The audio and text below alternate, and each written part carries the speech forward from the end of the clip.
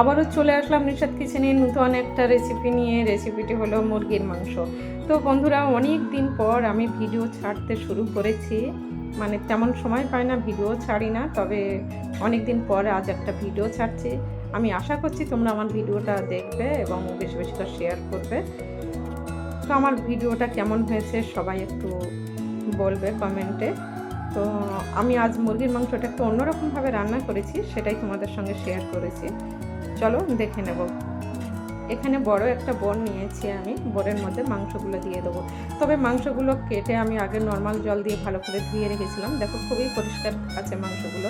শুধু মাত্র এবার আমি একটু গরম জল দিয়ে ভালো করে ধুয়ে নেব। তার আগে কি করব, সলিড মাংসগুলো আমি তুলে নেবো একটা বোলের মধ্যে। কারণ সলিড মাংস রান্না করলে সাধারণত আমাদের বাড়িতে কেউই খেতে চায় না। হাড়ে মাংস খাবে, কিন্তু সলিড মাংস কেউই খাবে না। সেই জন্য আমি সলিড মাংস, আমি যখনই মাংস রান্না করি সলিড মাংসগুলো আমি তুলে রাখি। এটা সন্ধ্যেবেলা কিছু একটা টিফিন করে খাই, পকোড়া বা অন্য কোনো কিছু একটা টিফিন করে সেটা খাওয়া হয়।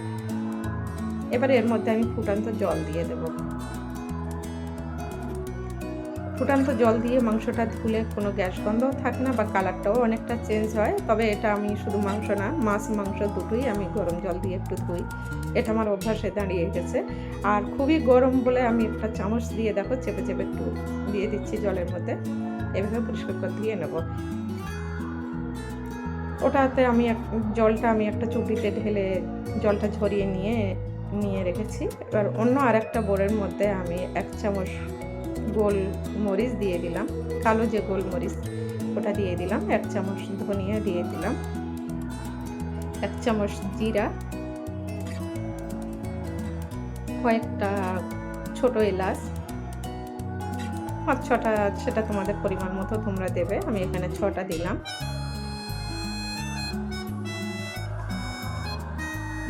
কারণ আমার হাতের ধারে ছোট এলাচ ছিল, সেই ছোট এলাচে দিয়ে দিলাম। এখানে 10-12টা কাজু বাদাম নিয়ে নিলাম। তবে কাজু বাদামটা আমি এর সঙ্গে পেস্ট করবো না, ওটা আলাদাভাবে করবো। কয়েকটা শুকনো লঙ্কাও দিলাম। দিয়ে একটা শুকনো কড়াই আমি গ্যাসে বসিয়ে হালকা গরম করে নেবো, বেশি ভাজবো না। কাজু বাদামটা তুলে নিয়েছি, নিয়ে এই বাকি যে মশলাগুলো ওগুলো আমি হালকা ভেজে নিয়ে একটু ঠান্ডা করে এটা আমি মিক্সিতে গুঁড়ো করে নেব। এবারে দিয়ে রাখা মাংসের মধ্যে আমি 1 চামচ লবণ, তবে 1 চামচ পুরো দেবো না, একটু রাখবো, পুরোটা মানে টেস্ট করে আবার পরে দেবো। যে মশলাটা আমি গুঁড়ো করেছিলাম ওই মশলা থেকে 2 চামচ মশলা আমি দিয়ে দিলাম, আর কিছুটা রাখবো, আবার পরে দেবো। 2-2.5 চামচ মতন আদা রসুন পেস্ট দিয়ে দিলাম। দিয়ে এটাতে আমি খুব ভালো করে একটু আদা মানে যে কাজু বাদাম আর টক দই এটা আমি একসঙ্গে পেস্ট করে রেখেছিলাম। ছোটো বাটির 1 বাটি হয়েছিল, সেই বাটির আমি হাফ দিয়ে দিলাম। আর 4টে কাঁচা লঙ্কা দিয়ে একটু সাদা তেল দিয়ে এটাতে আমি ভালো করে মিশিয়ে নেব। দেখো আমি হাত দিয়ে খুব সুন্দরভাবে মিশিয়ে নিচ্ছি। আজকে মাংসটা আমি একটু অন্যরকমভাবে রান্না করেছি, মানে একটু অন্যরকমভাবে রান্না করে মনে হলো যে এটাও একবার রান্না করে দেখি কেমন লাগে। তো তোমরাও দেখবে এইভাবে রান্না করে। তারপর ওটাকে আমি ঢাকা রাখবো 30 মিনিট মতন। 30 মিনিট পরে আমি কড়াই বসিয়ে আবার একটু সরিষার তেল দিলাম, দিয়ে কয়েকটা লবঙ্গ দিয়ে 2টো বড় বড় পেঁয়াজ কুচানো দিয়ে দিয়েছি। তবে পেঁয়াজটা আমি বেশি ভাজবো না, পেঁয়াজটা কাঁচা কাঁচাই থাকবে। ওর মধ্যে সেই মাংসটা আমি দিয়ে দিলাম, দিয়ে ভালো করে নাড়িয়ে চাড়িয়ে নিচ্ছে।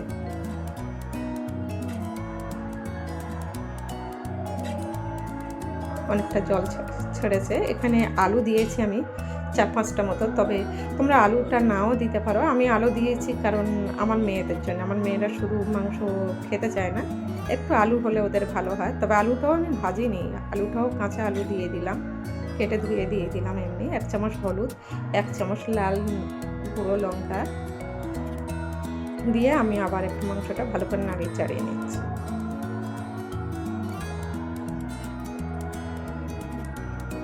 ভালো করে কষিয়ে নিয়ে আমি একটু ঢাকা রাখবো, 5-7 মিনিট মতো ঢাকা রাখলাম। তারপর ঢাকাটা তুলে আবার একটু নাড়িয়ে চাড়িয়ে নেব।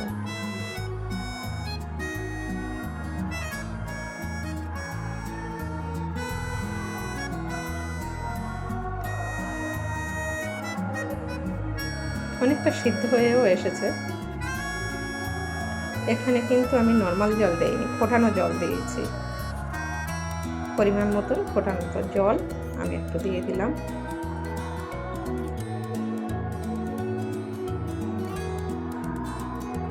পুরো জলটা ফুটছে, সেই জলেই আমি তরকারির মধ্যে দিয়ে দিলাম, কারণ ফোটানো জল দিলে তরকারির টেস্টটা একটু সুন্দর হয়, ভালো লাগে, কালারটাও সুন্দর হয়।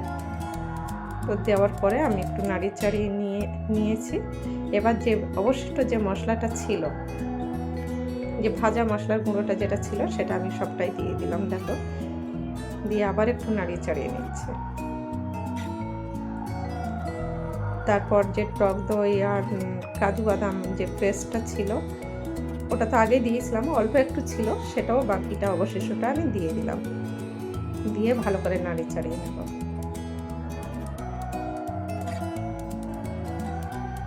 নাড়িয়ে ছাড়িয়ে এখানে আমি 10 মিনিট মতো একটু ঢাকা রাখবো। অনেকটা হয়ে এসছে। তারপরে আমি 10 মিনিট ঢাকা রাখার পরে এখানে আমি লবণ একটু অ্যাড করলাম, কারণ টেস্ট করে দেখলাম যে লবণ কম হয়েছে, তাই আরেকটু পরিমাণ মতন আমি লবণ দিয়েছি। আর কয়েকটা কাঁচা লঙ্কা দিলাম, ওটা তোমরা নাও দিতে পারো, আমি দিলাম কারণ কাঁচা লঙ্কার একটা সুন্দর ফ্লেভার, সেই জন্য আমি দিলাম। দেওয়ার পরে 10 মিনিট ঢাকা রেখেছিলাম। 10 মিনিট পরে আমি এটা একটা পাত্রে তুলে আমি পরিবেশন করব। দেখো, আমি চামচে করে ওগুলো তুলে নিচ্ছি একটা প্লেটে, তুলে আমি এখন পরিবেশন করলাম। তো আমার রেসিপিটা কেমন লাগলো বন্ধুরা, সবাই একটু বেশি বেশি করে শেয়ার করবে, কমেন্ট করবে যদি সত্যিই ভালো লেগে থাকে। আর এইভাবে তোমরা একটু রান্না করে খেয়ে দেখবে, কারণ আমি রান্না করেছি, আমার বাড়ির সবাই চেটে পুচে খেয়েছে, বলেছে খুবই সুন্দর। তবে তোমরাও একটু বলবে কেমন হয়েছে। আজ এ পর্যন্তই, দেখা হবে আবার পরের অন্য কোনো একটা ভিডিওতে। সবাই ভালো থাকবে, সুস্থ থাকবে।